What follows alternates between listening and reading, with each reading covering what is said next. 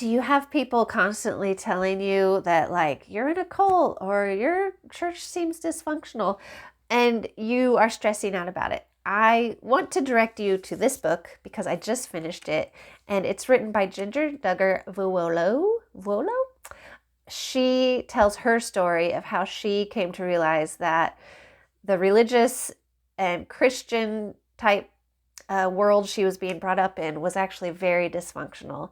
I don't know how you decide if something is officially a cult or not, and it's not really about getting the official name, because there are things that don't have to be exactly a official cult, but they're very dysfunctional and harmful.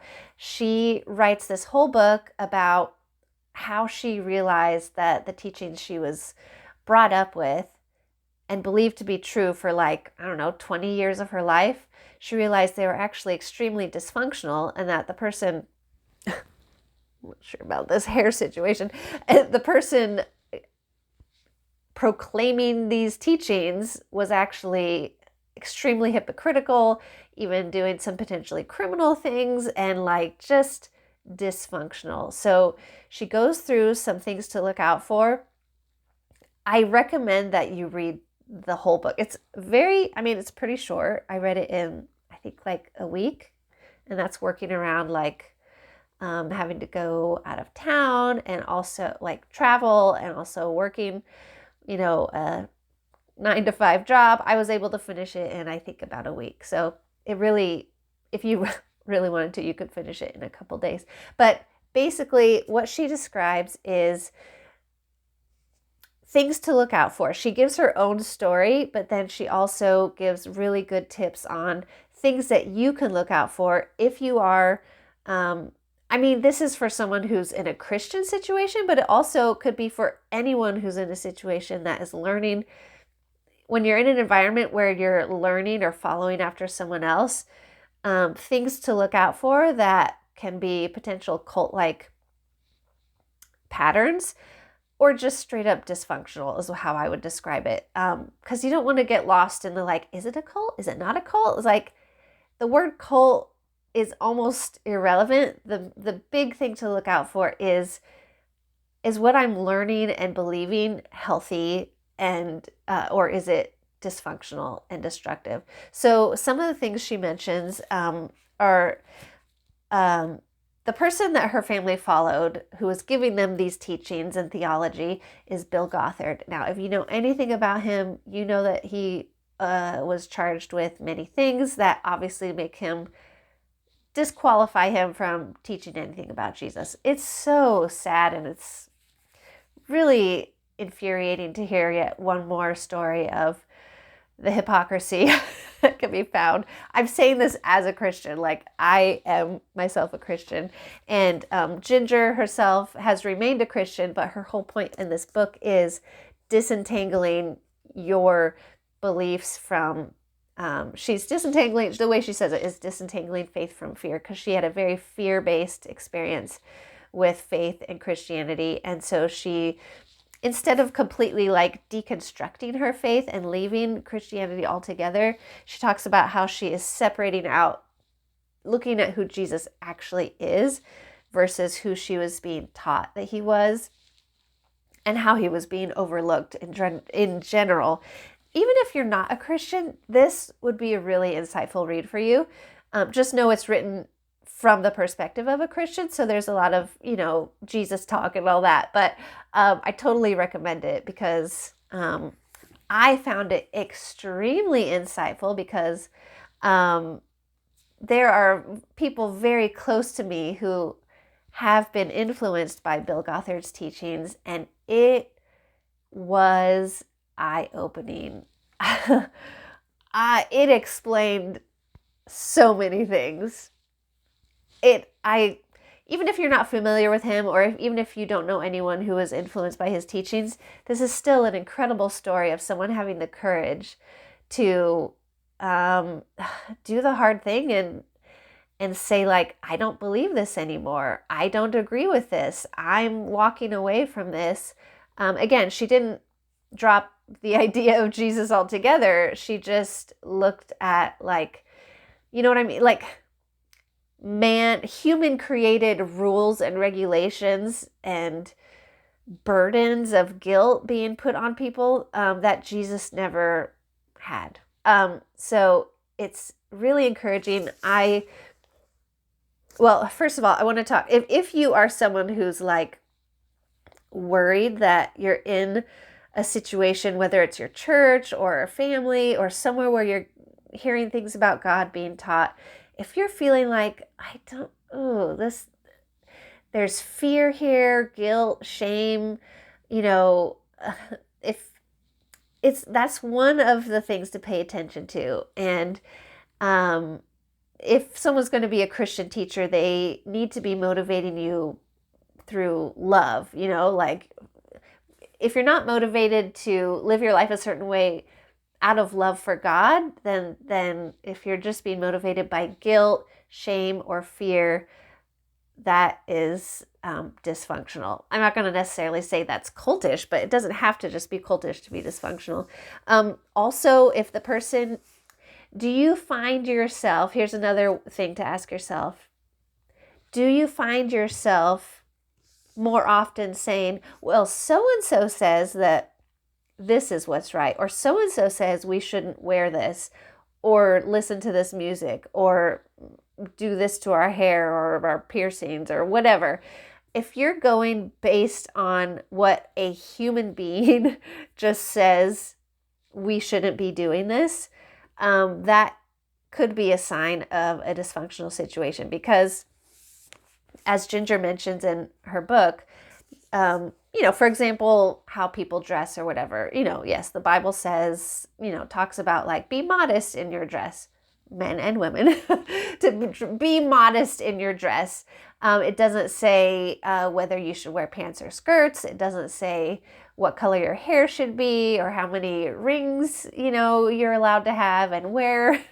So this is a lot of what she talks about. If you're someone who's living in a very outward behavior and rules-based faith or religion, I really think you're going to love this book and get a lot out of it. You're going to find a lot of freedom for real. Seriously, like so much freedom.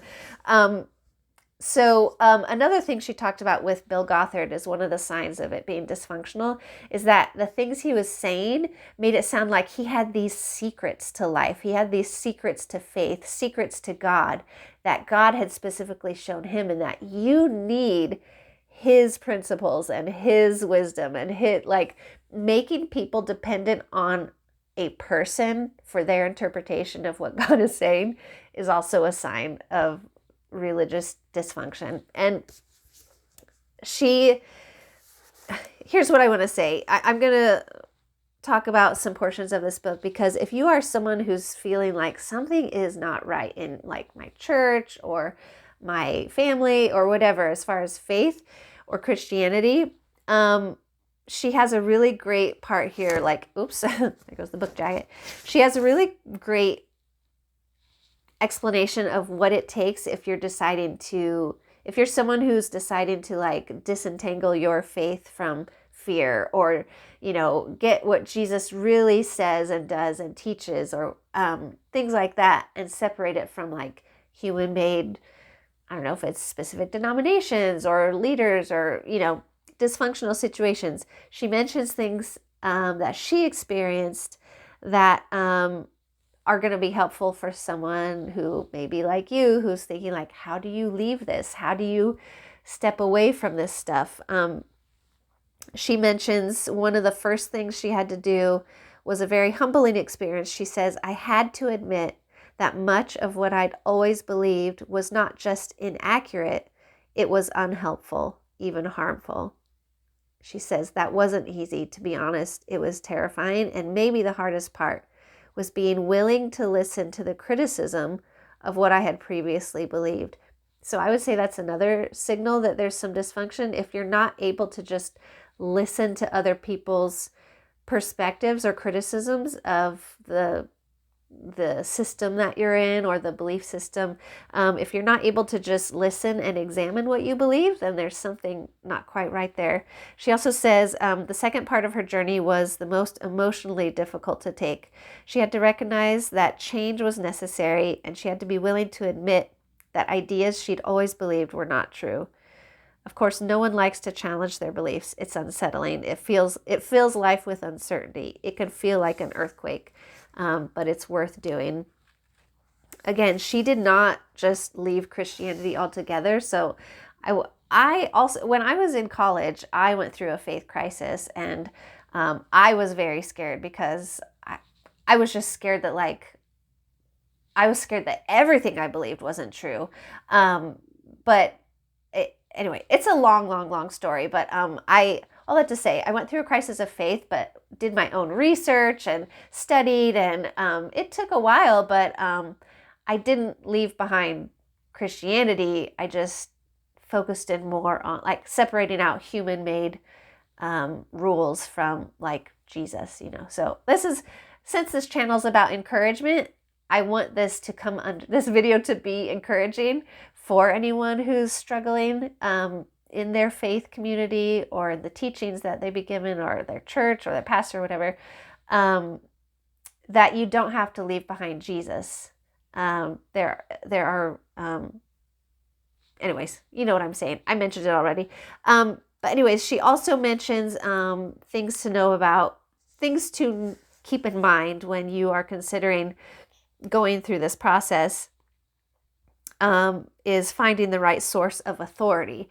If your authority is a specific man or woman or teacher or denomination, if that's like your go-to, like, well, my church says that this is true and I can't do this, or, so-and-so says we're not allowed to do this, or we all listen to this person because we just trust that they know what God wants and they're smarter than me, or, like that's a signal of dysfunction. And getting free from that means finding the actual source of authority. So like for me, like when I was disentangling my own faith from dysfunctional things, I just took a long time and just was like, okay, I'm gonna, of course, there's benefits to all of scriptures, but I just for a while focused in on just Jesus and what he said and did, because I just needed to get clear on like, what is he like, Anyways, I could go off on a whole other video, but I'm talking about this book.